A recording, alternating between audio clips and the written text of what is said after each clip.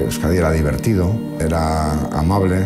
A mí me parecía el sitio ideal. 3 o 4 años de sentir eso, a sentir a la gente enfurecida, a la gente nerviosa, a la gente escondida, a la gente con miedo. Es el año donde, en teoría, el terrorismo tendría que haber acabado, porque es el año en el que nace la Comunidad Autónoma Vasca. A pesar de que se avanza hacia la democracia de manera segura y de forma irreversible, el apoyo social al terrorismo se incrementa. Decía Peixoto, uno de los jefes de Estado militar, que para hacer un pueblo se necesita sangre y tiempo. Lo veía claro, era una ecuación de sangre y tiempo. Matar, matar, matar y estar un tiempo aguantando. ETA había conseguido atemorizar a la sociedad vasca y la reacción era escasa. Una sociedad que, ¿quién más que menos puede decir aquí? Se mató a alguien y yo no salí a la puerta. En aquellos momentos el terrorismo, siendo un problema gravísimo, pues no era la preocupación principal de los gobernantes. Existen unos derechos fundamentales. ¿Estamos de acuerdo o no estamos de acuerdo? Si es que no estamos de acuerdo, entonces no podemos seguir hablando. Si existen unos derechos fundamentales. Esos derechos fundamentales pueden no ser reconocidos, incluso en situaciones en las cuales no hay violencia armada. Si existen esos derechos fundamentales que no están debidamente reconocidos, no tenemos paz.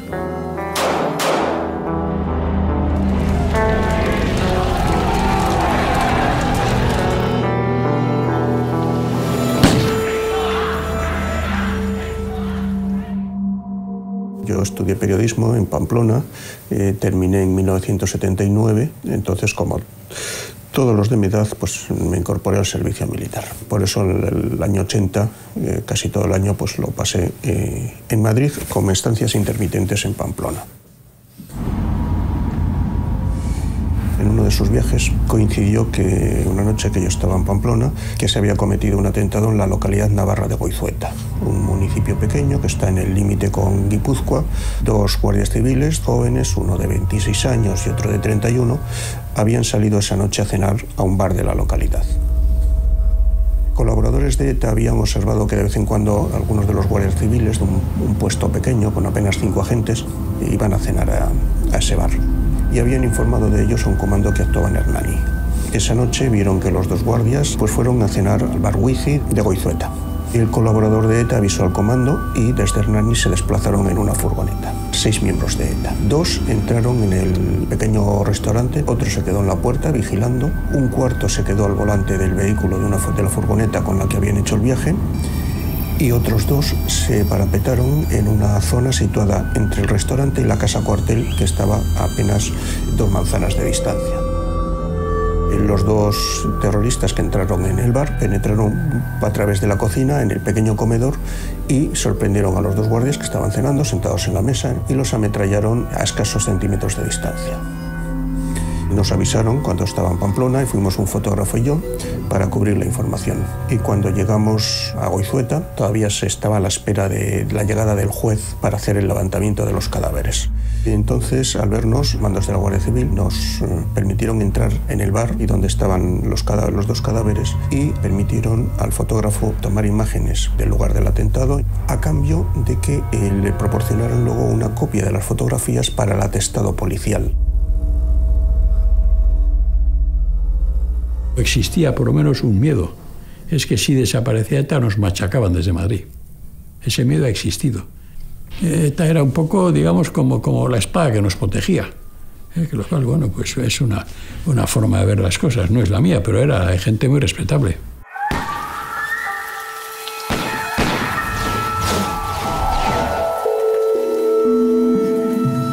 Les hablamos a 7 minutos del momento en que solemnemente la sonajería de las 12 campanadas que han de marcar la frontera entre 1979 y 1980.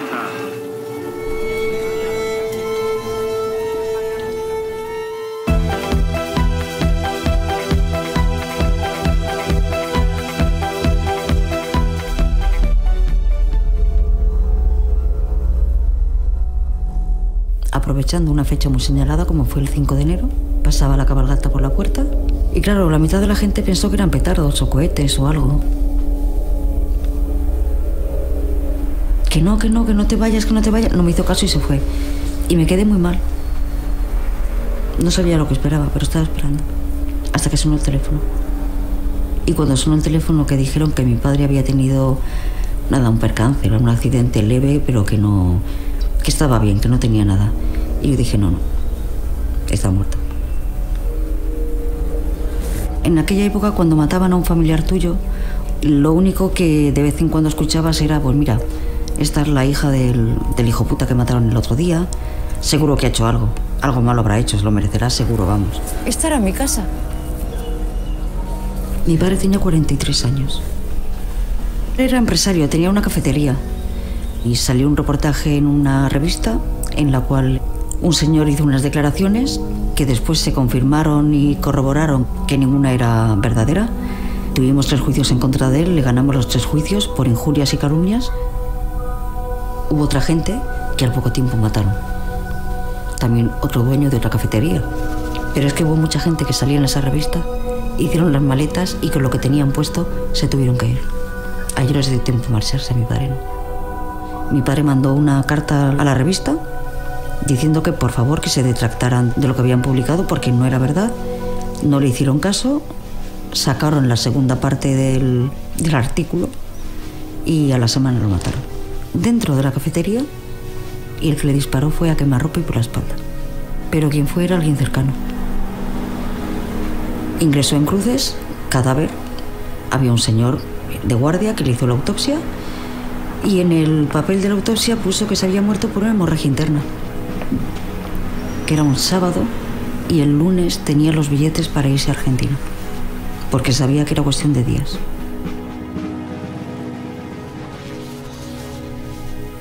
Yo llegué a mi clase, me senté, a mi alrededor no se sentó nadie más, o sea, nadie.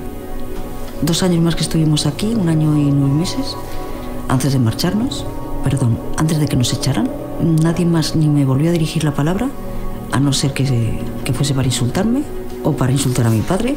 El único amigo que me quedó fue mi hermana. Pues yo recuerdo que aquel año le pedí a mi padre por Reyes un oso de peluche. Y me dijo que estaba loca, que para qué quería un oso de peluche con 14 años, que no era una niña. Y me emperré, me peleé con él, lloré, le pataleé, hice de todo. Y dijo que no, que vaya tontería. Cuando pasó todo lo de la cabalgata de Reyes, lo mataron. Yo no me acordaba ya de nada. Y al cabo del tiempo, en un armario, mi madre colocando ropa, sacando cosas, aparecieron varios paquetes. Y había ropa, había libros, había muchas cosas. Y había una caja al fondo. Y dentro de la caja estaba el oso de peluche que yo le había pedido.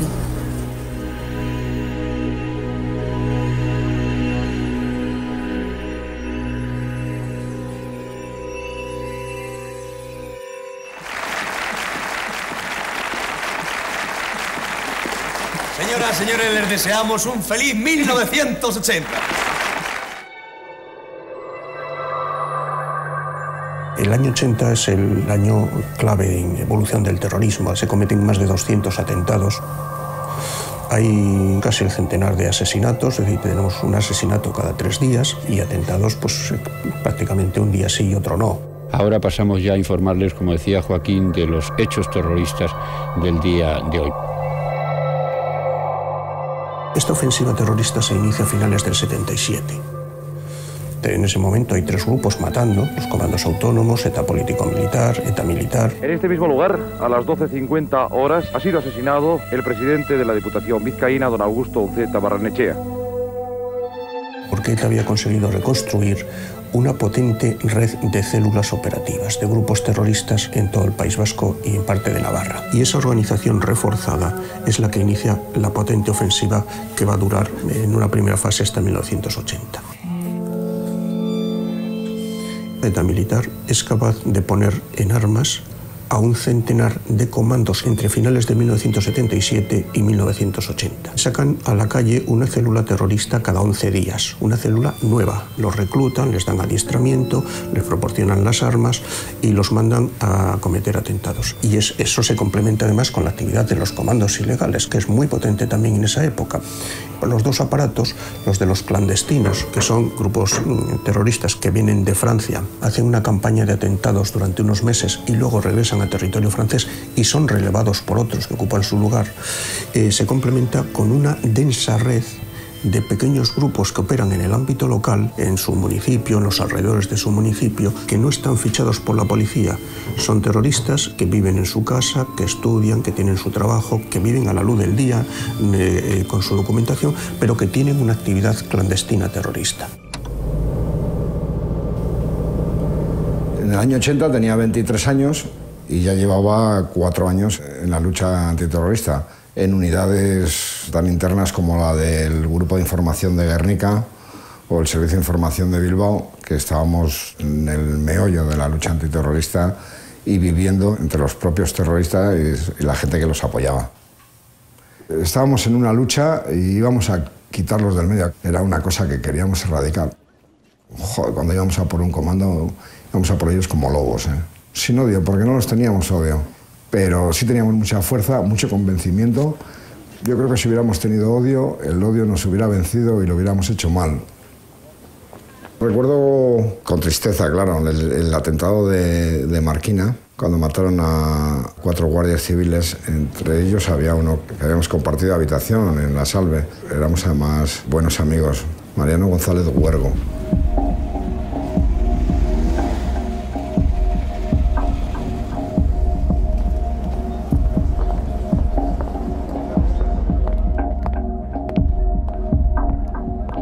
Hola, buenos días. ¿Podría decirme un bar que había aquí hace años, el bar Arrieta? ¿Dónde estaba? Sí, ahí. Ahora no existe. ¿No existe? Nosotros cuando éramos jovencitos veníamos ahí a comer la chuleta y los callos y cuando había un poco más de dinero. Ah, ya. Esta casa tiraron y hicieron nueva. Ah, esto lo tiraron y hicieron nuevo, o sea que estaba aquí, o sea que esto es nuevo. Aquí mataron 4 guardias civiles. Estaban comiendo en el restaurante a la parte de atrás y entraron los de ETA ahí con la metralleta o lo que sea. Y yo vivía aquí atrás.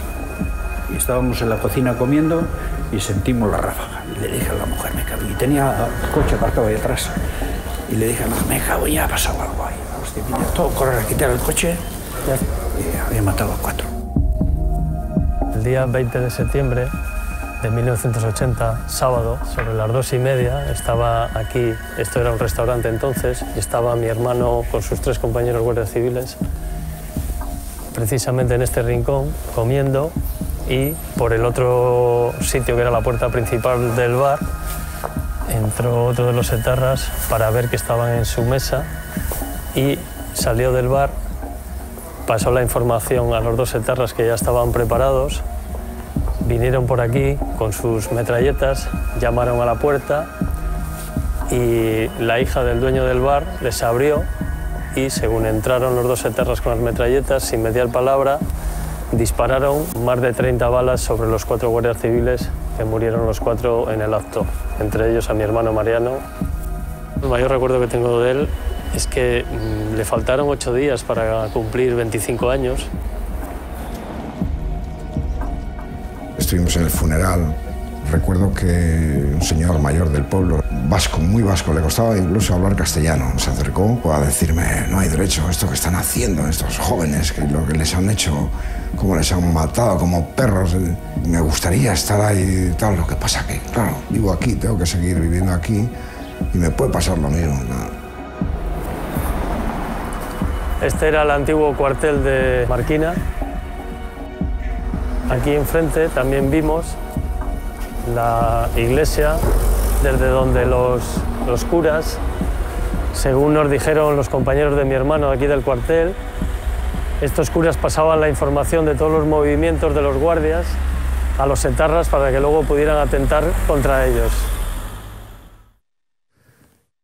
Yo en el año 80, con 50 años, era entonces obispo titular, responsable de la diócesis de San Sebastián. Yo creo que la Iglesia en Guipúzcoa ha tenido una actitud en relación con las víctimas del terrorismo de ETA que para negar esa afirmación es necesario deformar la historia. Recuerdo en aquella época que teníamos que ir a escuchar las homilías, porque eran homilías incendiarias, ¿no? Las que hacían los párrocos de los pueblos. Y a mí me tocó aquel domingo ir a la de Yurre, que había un cura bastante revolucionario.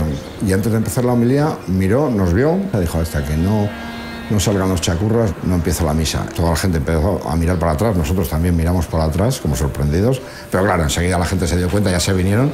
Tuvimos que sacar las pistolas y salir con las pistolas en la mano. Teníamos miedo de que nos linchara ahí la gente. Lo provocó este cura. Creo que luego fue detenido por colaboración, ¿no?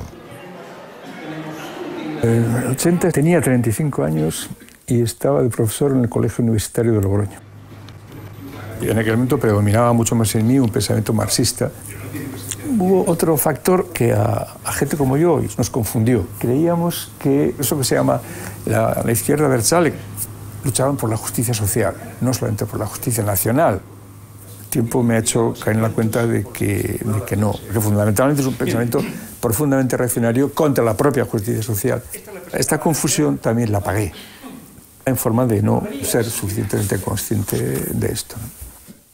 El hecho de ser vasco te daba también cierto prestigio ante los de fuera, por el hecho de serlo, y por el hecho de como que había ahí un pueblo con unos derechos, por los cuales era perseguido, que tenía sus héroes. Todo este clima de nacionalismo que uno llevaba en su propia conciencia, me imagino que ha sido una de las causas por las cuales yo tardé tanto tiempo en ver un poco más claras las cosas. Y fui desalmado en el sentido literal, no tenía alma suficiente para captar, por ejemplo, la maldad.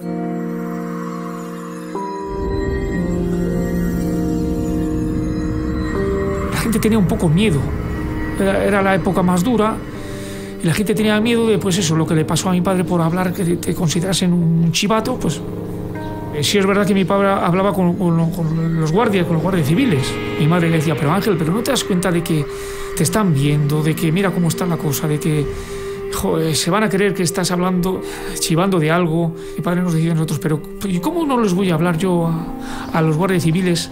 Chavales que están aquí de 20 años, de 25 años, ¿cómo les voy a hablar si son compañeros míos? Es que les tengo que hablar, yo no puedo dejarles de hablar. Y ahí pues metía la pata. Fue creando pues enemigos y sabían porque siempre trabajaba de noche, se había puesto a trabajar de noche por ganar pues 4 duros más, porque 5 hijos trabajando él.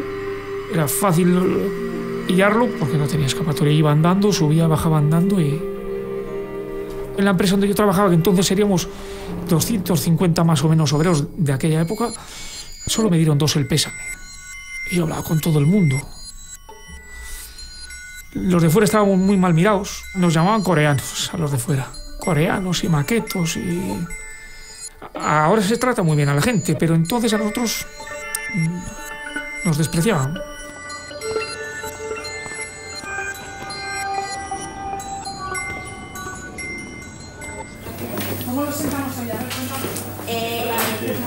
Yo en 1980 tenía 15 años, con lo cual era una criatura que apenas conocía la política.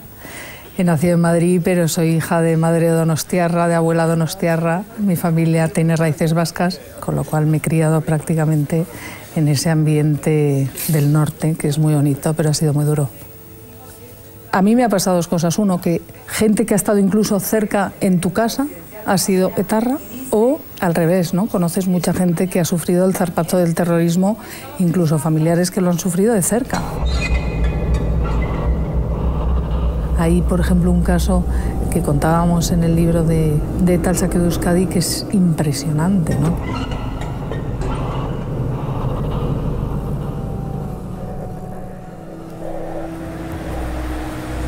Hola, Rate. Hola, Isabel. ¿Qué tal? Bien. ¿Cómo estás? Bien, bien. Oye, entonces tú en aquella época, ¿a qué te dedicabas?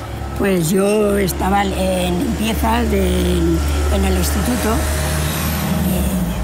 criar hijos y sacar para adelante. ¿Que tenías 4 hijos? 5. ¿Te lo esperabas? Quiero decir, ¿esto era un acoso que había sufrido? Mira, ya andaban todos con que si le seguían, que si no le seguían.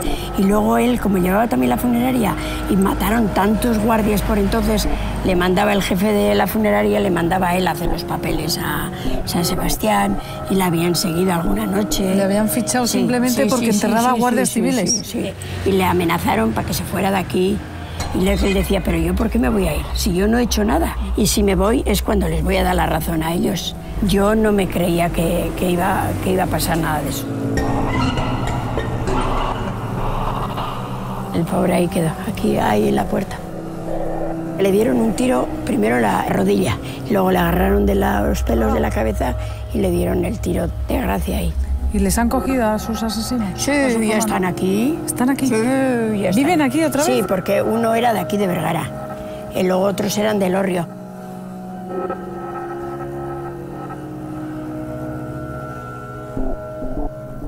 Como este enterrador, ha habido centenares de personas que simplemente por un indicio se les exterminaba, que lo más grave de todo, que decían que ni siquiera sus propios amigos iban al funeral para que no les vieran, para que no les marcaran.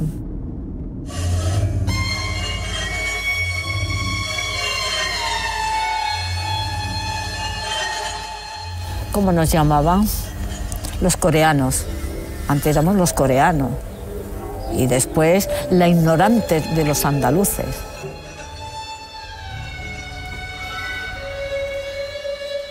Pues él le preguntaba, pues ¿tú dónde eres? Yo soy español. Y él lo decía con toda la naturalidad del mundo. Me da igual que esté en Euskadi, que esté donde esté, yo soy español. Esa es la única palabra que de política le podría haber marcado a mi hermano.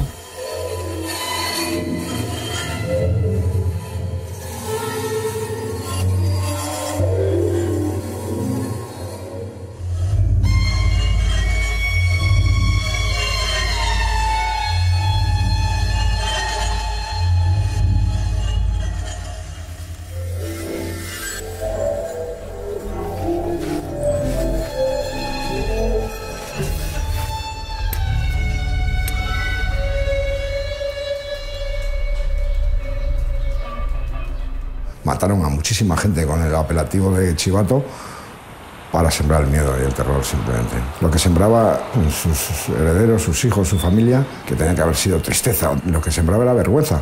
Esas familias se sentían avergonzados de que a su padre o a su hermano le hubieran matado por chivato. Es que es curioso con lo que llegaban a hacer, cómo manipular las conciencias y el sentimiento que hacían sentir a la población.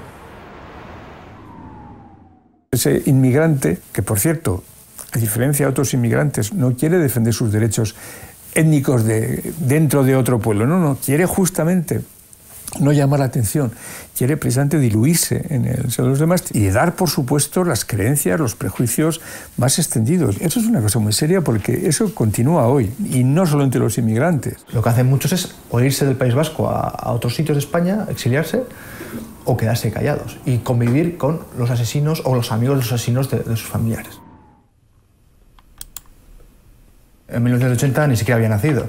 Pues nací el 2 de febrero del 81, es decir, todos los años de plomo de la transición no existen para mí. Yo los he vivido a través de recuerdos de los demás. ¿Y cómo me interesó el terrorismo? Pues fue experimentando la realidad del País Vasco, la intolerancia, el sectarismo, cierto odio que había, que yo creía que era algo normal, que en cualquier sociedad democrática era algo que ocurría, ¿no? Persecuciones o gente con escolta o pintadas amenazadoras. Y cuando salí del País Vasco me di cuenta que no era normal. Eso fue lo que me llevó a preguntarme cuál es el hecho diferencial que hace que en Euskadi exista este odio y esta violencia. Y por tanto a preguntarme como historiador por las raíces de ese odio y esa violencia, ¿no? En principios de los 80 es cuando el País Vasco tiene un momento histórico de declive absoluto, de falta de convivencia, económicamente fatal, socialmente mal. Y por tanto, un movimiento antisistema que dice que va a salvar Euskadi y que con solo poner una frontera en el Ebro, Euskadi y la vida va a ser mucho mejor, pues es muy apetecible, ¿no? Pues yo creo que mi generación en general se ha socializado en este ambiente, entonces veíamos algo normal, veíamos normal pues las canciones, escuchar el rock radical vasco que hablaba de Chayak, de los enemigos, de atacar, en las chosnas, de las fiestas de Bilbao, en ver cosas... Cipayos en Chun, en esas pintadas, los ritos samamés, nos parecía algo normal y no le damos importancia. Yo entré en ETA con 18 años. Alguna vez he dicho que me metí en ETA por aburrimiento. Aburrimiento y aventura. Hay estudios que demuestran que las narrativas nacionalistas, las historias de la guerra civil, como una guerra entre vascos y españoles, la supuesta invasión de hace siglos de España a Euskadi, eso se ha transmitido a través de la familia, el poteo, la iglesia, es decir, una serie de círculos sociales. No tanto a través de los libros o la música, sino a través de ambiente social. Una de las vías más fecundas de crear nuevos nacionalistas radicales es la familia. Vamos a José Abascal. Yo era un joven periodista de 26 años que llevaba viviendo en Vitoria 3 años.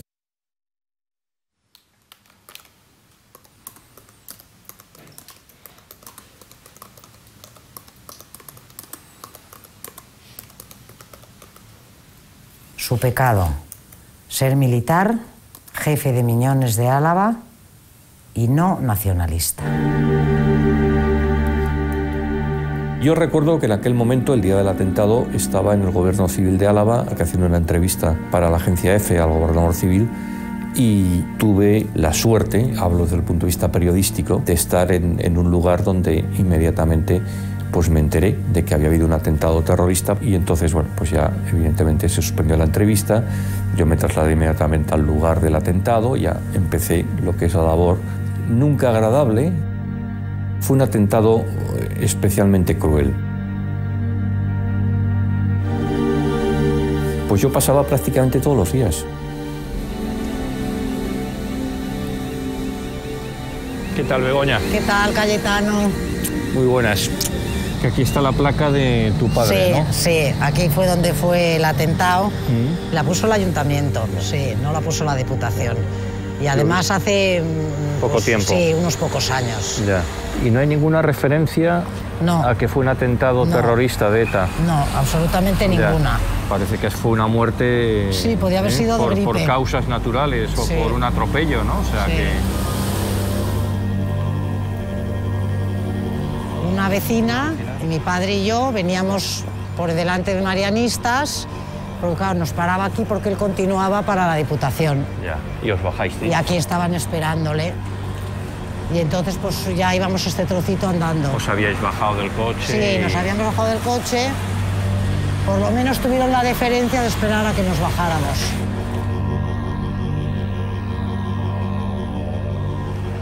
No, tuvo que ser muy duro, porque ¿qué edad tenías tú, Begoña, en aquel momento? Pues yo tenía 16 años. 16 años. Al llegar a casa le dijimos a mi madre que habían disparado a mi padre.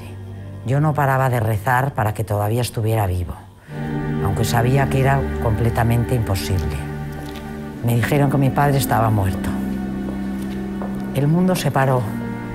No podía imaginarme la vida sin él, no volverle a ver nunca más. Me había quedado sin padre, porque unas personas así lo habían decidido.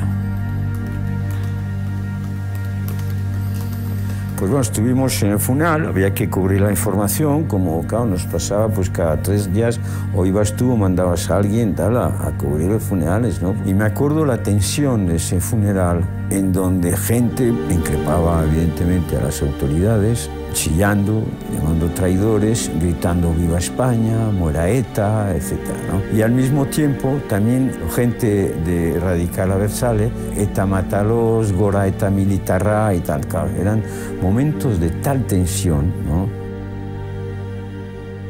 En el 80, bueno, vivía aquí, en Algorta, teníamos la delegación del Grupo 16 en Bilbao, en el edificio Albia, y yo era el delegado, ¿no?, del grupo, ¿no? Y yo creo que en ese momento no había muchos periodistas realmente enfrentándose a la barbaridad que estamos viviendo. O sea, ya empezaba ya la prensa a ser punto de mira, ¿no? Para unos sectores tú eras un traidor y claro, todo eso te obligaba a tomar ya ciertas medidas de autoprotección, como mirar debajo del coche y cosas de esas. Meses antes del 80 le mataron a José Mari Portell. Yo estuve la víspera con él.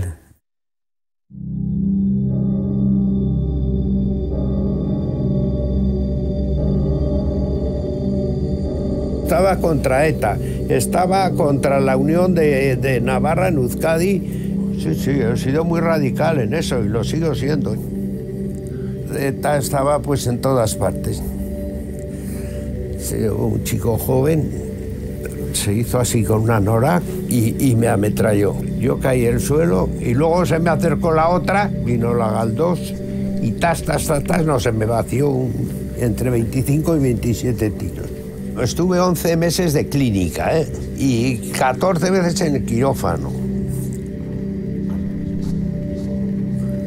Galdós, que contaba sus muertes, dice, mira, como un torero que te cuenta el día que triunfó en la plaza de tal, que así contaba los asesinatos. Vamos, feliz.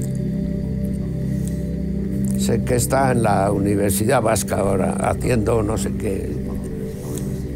Pues nada, ahora aguantarlos. No hay otra, Si queremos en la ley, en la democracia hay que aguantarlos. Las víctimas, sí, ya cada vez seremos menos, pues mira, hasta que se extingan.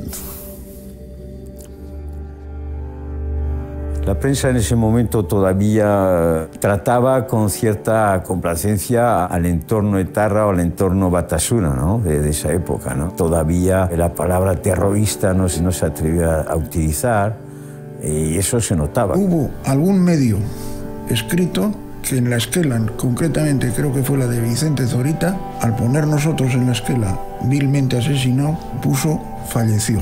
O sea, ese era el contexto y el ambiente nos desenvolvíamos. Durante los años 80 se asesinaba a la gente simplemente porque un medio de comunicación, ojo, les marcaba y decía, este es facha. ¡Pum! Lo mataban y ETA en el comunicado decía que era un tipo de ultraderecha o de lo que fuera, sin más justificación. Los medios de comunicación pues informaban, estoy pensando sobre todo en el País Vasco, de los hechos terroristas, de los atentados terroristas, se posicionaban lógicamente editorialmente, pero poco más. Uno siempre tiene la sensación de que quizás a uno le falta esa sensibilidad para darse cuenta de la tragedia que acaba de suceder. A lo mejor en ese momento primaba más el decir, bueno, pues yo tengo que informar bien de esto y tengo que darlo rápido, que el darte cuenta que allí había una tragedia humana de primera magnitud. El protagonismo de la información sobre terrorismo recaía única y exclusivamente en los terroristas. A las víctimas no se les prestaba una atención especial, se informaba de ellas el día del atentado, los datos personales, las circunstancias familiares, 4 pinceladas dentro de una información en la que todo el protagonismo recaía sobre los terroristas, sobre cómo lo habían hecho, sobre quiénes eran. Cuando alguien era detenido era fácil saber a qué colegio había ido, si había jugado al fútbol de juvenil en un equipo local, cuáles eran sus aficiones, si iba al monte, si no iba. Me llama mucho la atención las fotos. Siempre tengo fotografías de cadáveres en primeros planos, las balas, la sangre, que es algo que hoy en día ya no vemos. Esa falta, digamos, también de delicadeza, ¿no? De que la muerte era algo tan cotidiano, tan normalizado, que la población lo veía como algo normal y no se escandalizaba, ¿no? Había noticias día sí día no de atentados terroristas. Muerto guardia civil en tal población o ataque tal bomba en tal sitio, no pasaba nada porque había al lado igual pues había una noticia de una obra de teatro de humor. Entonces, ¿qué hicieron los terroristas? Pues hacer cosas más bestias o buscar esa portada, ¿no? Porque el terrorismo siempre necesita la prensa.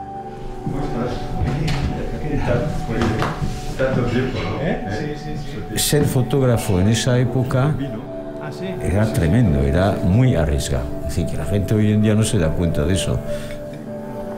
Yo era muy joven, llevaba poquito tiempo en el periódico, trabajando en prensa. La intensidad y las prisas y las necesidades de los medios de prensa eran distintas. Eso era la información, lo que se pedía y eso era lo que se hacía en ese momento en los medios de comunicación, ¿no?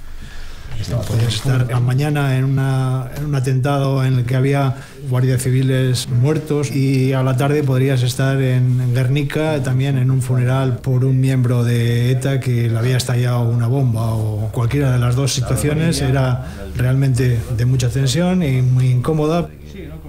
Y muchas veces pues no había posibilidad o no había el tiempo suficiente para analizarlo, utilizarlo de una forma más respetuosa con las víctimas, ¿no?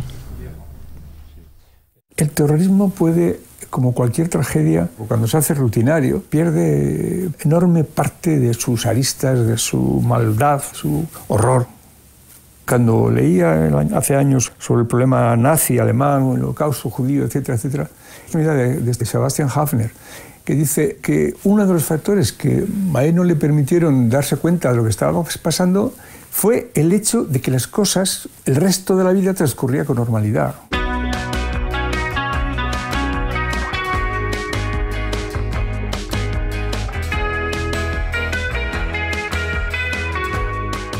En 1980 hubo un par de atentados terroristas de gran impacto. No eran atentados tradicionales de asesinar por la espalda, de disparar en la nuca o de poner una bomba, sino fueron atentados mucho más complejos, de gran cualificación terrorista, es decir, que evidenciaban una osadía superior a lo que hasta entonces se había conocido. Una emboscada tendida por un comando de ETA a una patrulla que iba a hacer un relevo de guardias civiles que custodiaban, que era un polvorín entre Orio y Haya. Entonces hubo 2 guardias civiles muertos y 2 terroristas muertos. El segundo atentado fue muy similar.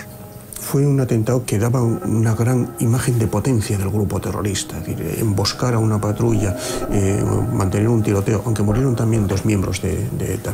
Daba la sensación de que podían estar en un momento de pasar cualitativamente a una fase diferente. Esto es Ispastra. Estabais, pues bueno, los primeros en llegar, claro, ¿sí? Los fotógrafos. Era el lamento diario, decía, otra vez no, Jota, era continuo. Sí, sí, no fue una situación y una escena.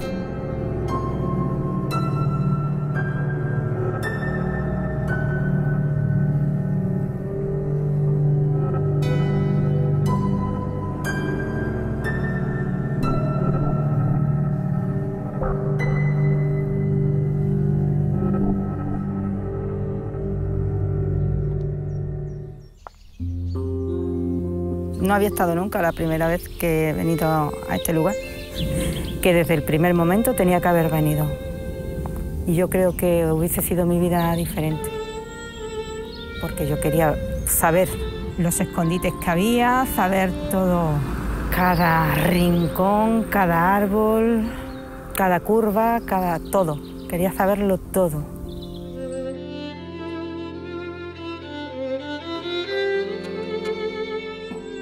Éramos muy jóvenes.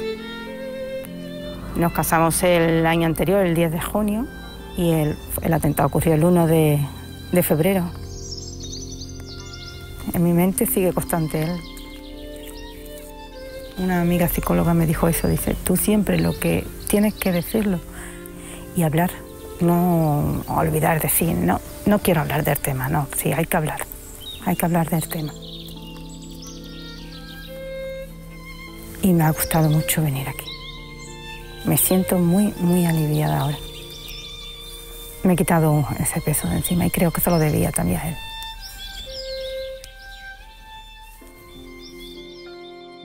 Todavía está en mi memoria.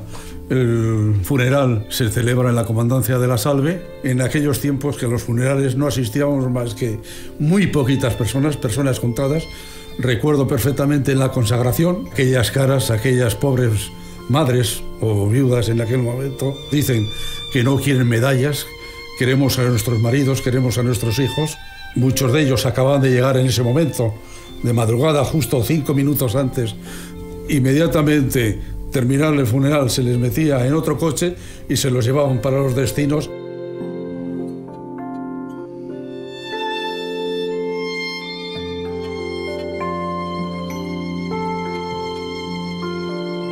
Lo más curioso de esta época es que cuando las familiares de las víctimas del terrorismo aparecen en los periódicos es para rebatir las acusaciones de ETA contra sus asesinados, contra sus familiares. Hasta tal punto el discurso de ETA es hegemónico, es decir, aparece la viuda de un señor que mató a ETA porque le había dicho que hacía X, diciendo que no, que es mentira, que su marido no había tenido nada que ver con X, que era un buen euskaldún, era un buen abertzale. Que los de ETA no han cometido un crimen, sino una equivocación, ¿no? Que es un error, que su marido era bueno, que no queremos que los vascos piensen que era... O sea, se entiende que si ETA mata a alguien es porque es culpable.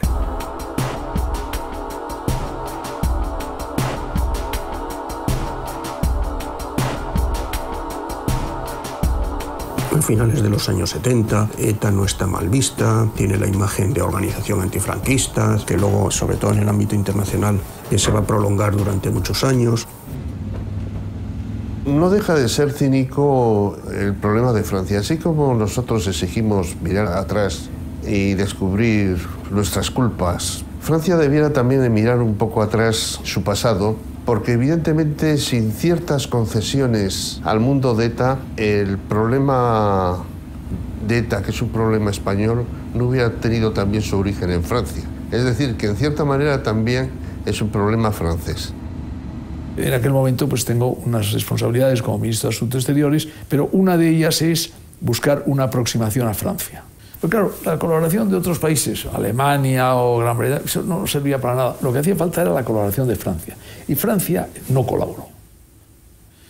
El argumento era que España no era todavía un país democrático, era verdad, no habíamos tenido las elecciones, pero cuando celebramos las elecciones en el año 77, el argumento es que no teníamos todavía Constitución. Llegó la Constitución y seguían todavía los problemas.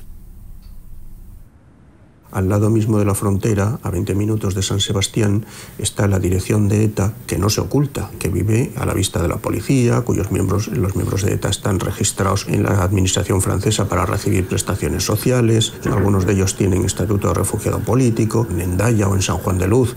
Citan a los empresarios para que paguen la extorsión, almacenan los arsenales en el País Vasco francés, dan los cursos de adiestramiento. Y eso creó unas condiciones que probablemente ningún otro grupo terrorista ha tenido, es decir, tener la retaguardia segura a unos minutos del teatro de operaciones. Ahí hay un cambio muy notable que se hace probablemente desde la llegada de Mitterrand al gobierno, que es en los años 80 y 90. Aquello cambia. Y eso es la clave. Es decir, la clave es la colaboración de Francia. Tardó en realizarse y realmente pues eso fue un paso enormemente positivo. Si eso se hubiera hecho desde el principio, evidentemente aquello hubiera tomado un giro completamente diferente.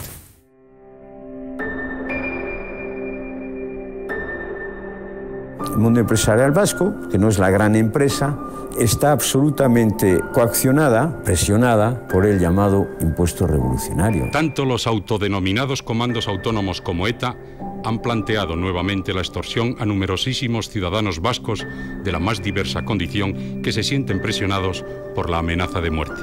¿Quiénes pagan? Las grandes empresas, las grandes cooperativas, alguna entidad bancaria, pero además muchos empresarios. Evidentemente mucha gente la mayoría pagaba, otros eran secuestrados y tenían que pagar. 23 de octubre del 80, querida Pili, aquí estoy en perfectas condiciones y con todas las atenciones que en estos casos se pueden conseguir. Nunca sospeché que pudiera ocurrir, pero ya ves. Quiero que estéis tranquilos y ya decidiréis lo que tenéis que hacer. Creo que estaré varios días aquí, así que paciencia.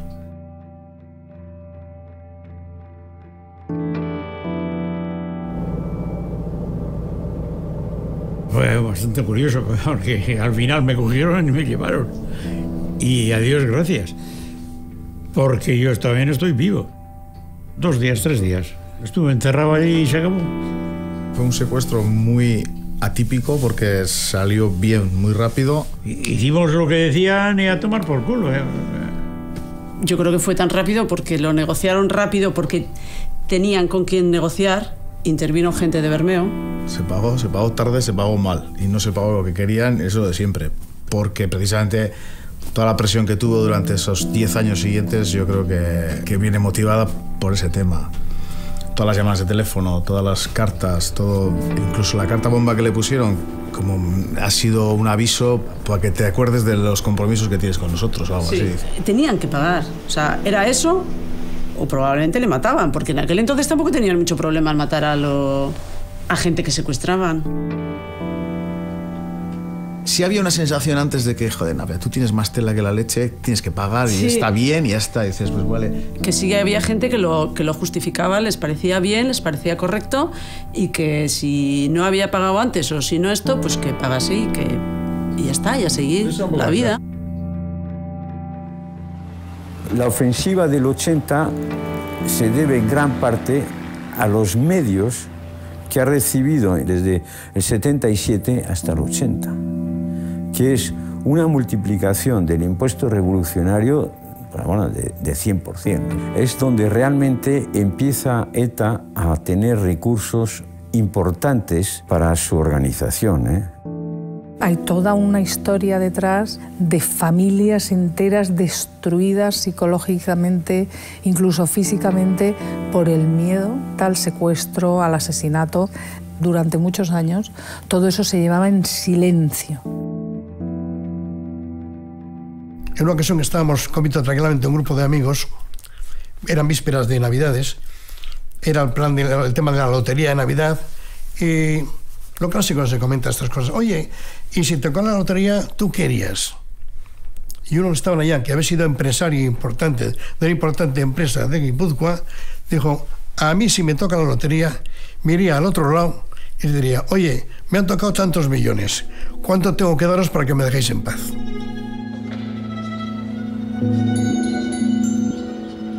El comité de empresa de Sanchigüeno estaba muy en contacto directo con los señores que todos conocemos. Y entonces, al extremo de que en una ocasión, en una reunión del comité de empresa, cuando se estaba discutiendo el número de personas que sobraban en la empresa, uno del comité dijo, los problemas de Sanchigüeno se solucionan con metralletas. Bajamos el ascensor al garaje y a mi coche fuimos a la fábrica. Y al llegar a la fábrica, subimos a mi despacho y al sentar en mi despacho me colocaron ellos el pasamontañas. Cuando me pusieron el pasamontañas dije, aquí o nuca o pierna. Aunque era de lana, algo un poco se veía. Al ver que manipulaban una metralleta, pensé, esto van a soltar el tiro. ¿Dónde será? Y como un pichón esperando a ver dónde te pegan el tiro. Se fue espantoso. Soltaron el tiro, me atravesó la pierna, empecé a sangrar a borbotones, conseguí sobreponerme a todo esto y nada más soltar el tiro, se marcharon. Pude echar mano al teléfono, llamé para que vinieran la policía y la ambulancia y me iban al hospital y ya vino otro proceso de...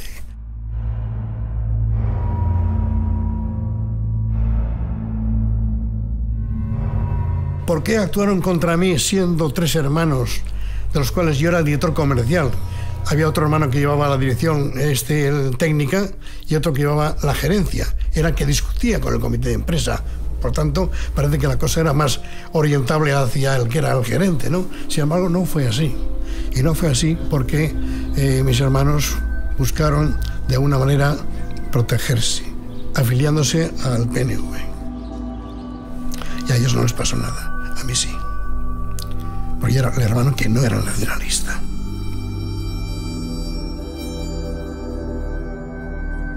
Lo que hay que entender fundamentalmente es que el terrorismo nace necesariamente en la nacionalidad vasca. Que el problema no radica tanto en fines y medios, que es lo que, como se ha planteado siempre.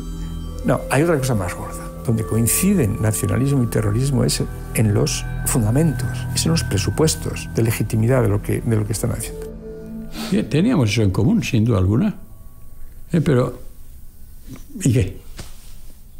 El pensar que ETA es un hijo del nacionalismo vasco sin más, eso es una equivocación completa. Porque eso quiere decir que efectivamente todo lo que ha hecho ETA matando, lo ha hecho en función del logro de un nacionalismo como objetivo final, lo cual no es así.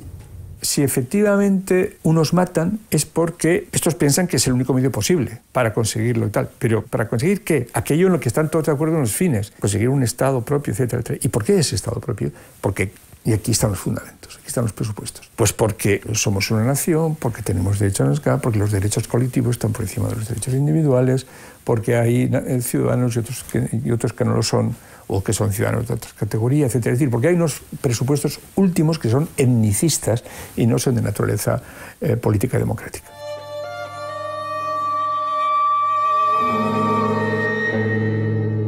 Ya lo decía hasta los 60, ¿no? O se está con nosotros, o se es neutral, o eres enemigo.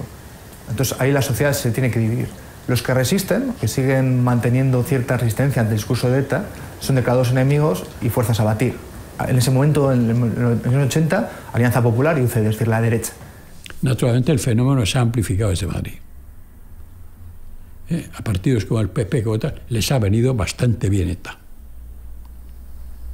Les ha venido bastante bien ETA porque desacreditaba cualquier reivindicación vasca que automáticamente se identificaba con ETA. En el año 79 es cuando empieza verdaderamente una situación muy delicada. El partido nuestro era un partido marginal, digamos, en aquellos momentos, que habíamos sacado un diputado en las elecciones del 77, pero por otro lado es el que más padece el terrorismo de ETA. Modesto Carriegas fue el primero, luego vendrían una serie.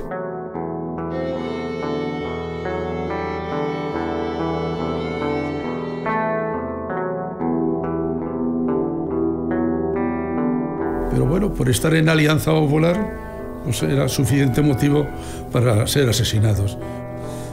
Posteriormente, ETA se ceba con UCD. UCD no encuentra ni gente para ir de candidatos a concejales, no encuentra autores que les dejen hacer los mítines y prácticamente la derecha en Euskadi desaparece hasta mediados de los 90. Y veías como uno tras otro iban cayendo los compañeros de UCD del País Vasco. Había una política de exterminio, clarísimamente. Sí. Nada más llegar yo al País Vasco, el propio año 80, tuve la muerte de dos personas que yo quería mucho. Uno, Arrese, que era alcalde del Goibar. Yo recuerdo cuando vi en la parroquia del Goibar la entrada del féretro, fue un momento en que no pude contener las lágrimas. Y esa noche nos reunimos los del UCD para hablar de tal, y entre los cuales había un profesor muy valioso, que era Juan de Dios Doval, y a la mañana siguiente yo recibí una llamada de teléfono a las 8 de la mañana para decirme acaban de matar a Juan de Dios Doval al salir de su casa que iba a la universidad. Aquello era desesperante, aquello era terrible. Recuerdo a los 2 días a un señor fontanero que iba a entrar en la casa, me dice, oye, aquí es donde se han cargado a uno de la UCD que hace poco tiempo.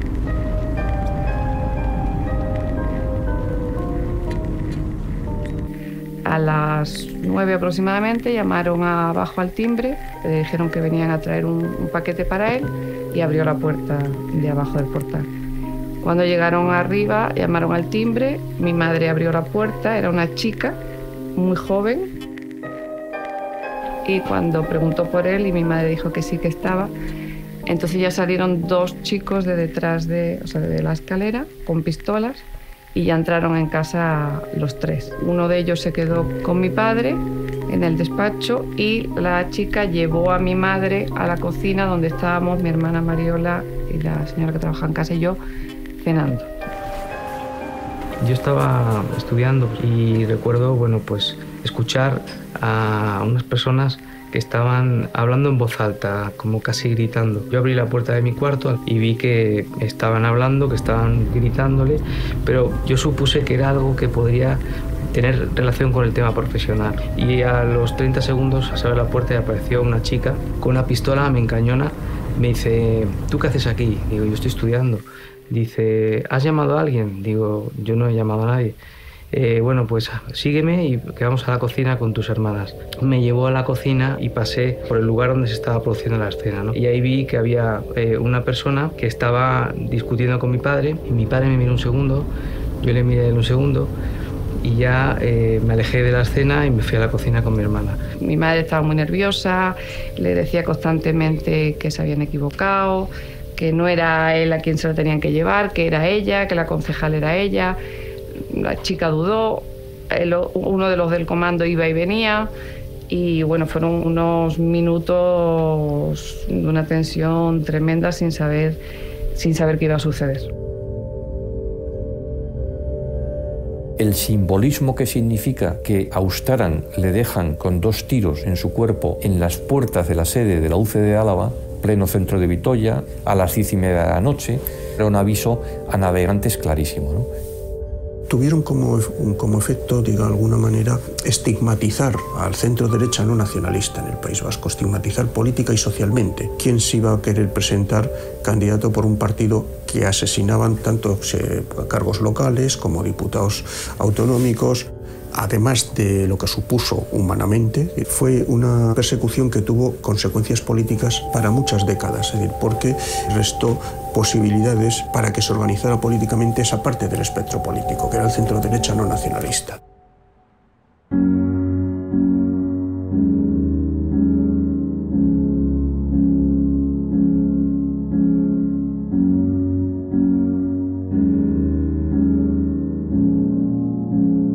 matar fue una decisión voluntaria, fue una decisión de todos los que mataron, de los que apoyaron a una organización que mataba y no estuvieron obligados a ellos, lo hicieron porque quisieron, que no fue una necesidad histórica, que no fue el azar el que les obligó, que no fueron fuerzas superiores, que los muertos no han caído del cielo, que los muertos no han sido fruto del azar, que los muertos han sido fruto de la acción deliberada de una organización terrorista que ha estado actuando contra la voluntad mayoritaria de los vascos. ¿Había justificación? No la había, entonces ni la hubo después ni la habrá. Se ha creado esa causa, nos la hemos ido creyendo, se la han ido creyendo, poniendo un muerto encima de otro muerto. Esto es lo terrible.